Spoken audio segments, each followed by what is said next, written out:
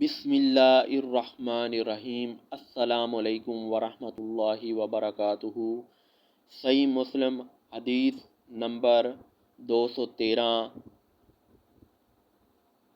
حضور نبی کریم صلی اللہ علیہ وآلہ وسلم کا ارشاد ہے، ایک دن حضرت عثمان رضی اللہ تعالی عنہ نے بہت اچھی طرح وضو کیا، پھر کہا میں نے رسول اللہ صلی اللہ علیہ وآلہ وسلم کو دیکھا، آپ نے بہت اچھی طرح وضو کیا۔